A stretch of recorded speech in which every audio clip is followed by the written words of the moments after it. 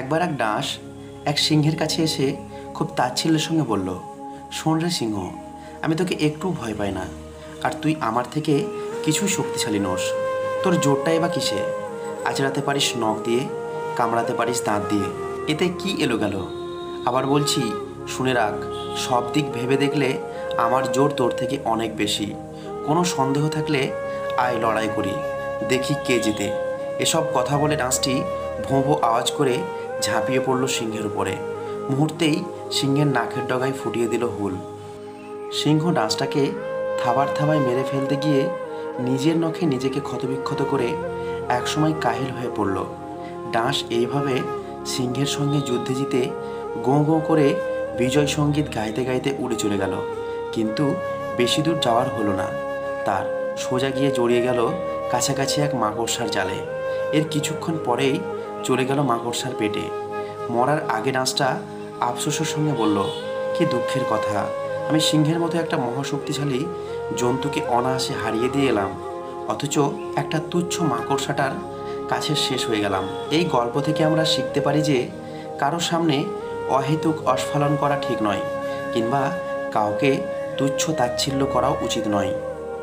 জীবনে চলার পথে বাধা আসতেই পারে, তাই বলে থেমে যাওয়ার কোনো অবকাশ নেই। যেখানে বাধা আসবে সেখান থেকেই আবার শুরু করতে হবে। মানুষের পুরো জীবনটা হচ্ছে একটা সরল অঙ্ক। যতই দিন যাচ্ছে ততই আমরা তার সমাধানের দিকে যাচ্ছি।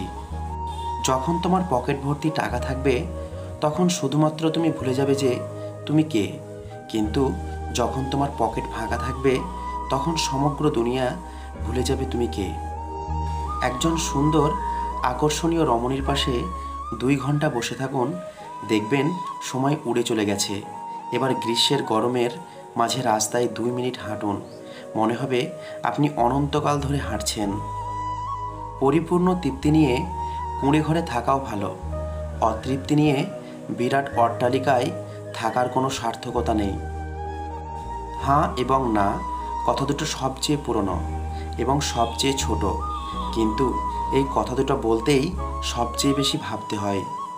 স্বপ্ন পূরণই জীবনের একমাত্র লক্ষ্য নয়, তাই বলে স্বপ্নকে ত্যাগ করে নয়, তাকে সঙ্গে নিয়ে চলো। স্বপ্ন ছাড়া জীবন অর্থহীন। জন্মদিনে এত উল্লসিত হবার কিছু নেই। মনে রেখো, তুমি মৃত্যুর দিকে আরও এক ধাপ এগিয়ে গেলে। পানি গর্ত সৃষ্টি করে, কিন্তু তা শক্তি দিয়ে নয়, বরং অব্যাহত পতনের মাধ্যমে। সময় থাকতে যারা পরিশ্রমের ঘাম ঝরায় না, ভবিষ্যতে তারা চোখের জল ঝরায়। পৃথিবীতে সবচেয়ে কঠিন কাজ হচ্ছে মুখোশধারী মানুষকে চিনতে পারা, কেননা এরা সব সময় ভালো মানুষের কাতারেই অবস্থান করে। যৌবনে কাক ও সুন্দরী, শ্রাবণে নদী ও কুমারী, ক্ষমতা থাকলে মিথ্যা কথাও মানি, শক্তি আর টাকা থাকলে মূর্খ জ্ঞানী।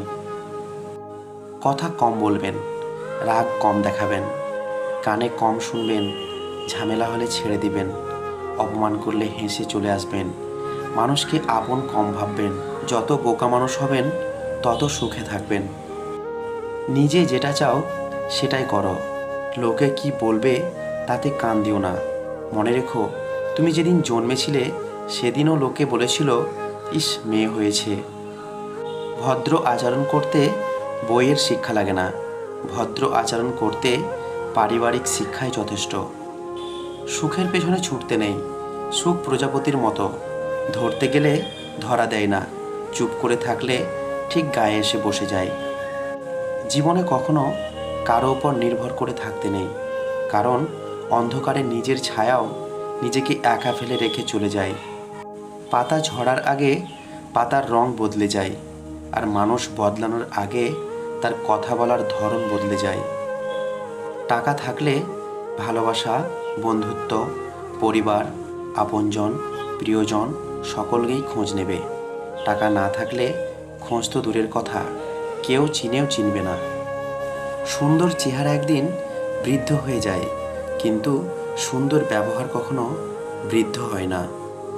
পোকা আর ধোঁকা দুটি আলাদা হলেও গুণ কিন্তু একই।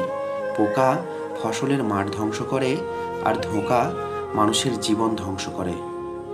কিছু কিছু মানুষ আছে, দেখবেন তার প্রয়োজনে আপনার সাথে এমনভাবে মিশে যাবে যেন আপনি ছাড়া তার জীবনে দ্বিতীয় কোনো অপশান নেই।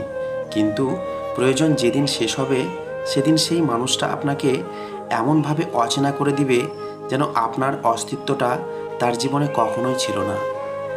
অশিক্ষিতরা আছে পাঁচতলায় আর শিক্ষিতরা আছে গাছতলায়। এটাই স্বাভাবিক, কারণ এখন জুতা বিক্রি হয় কাঁচের ঘরে আর বই রাস্তায়।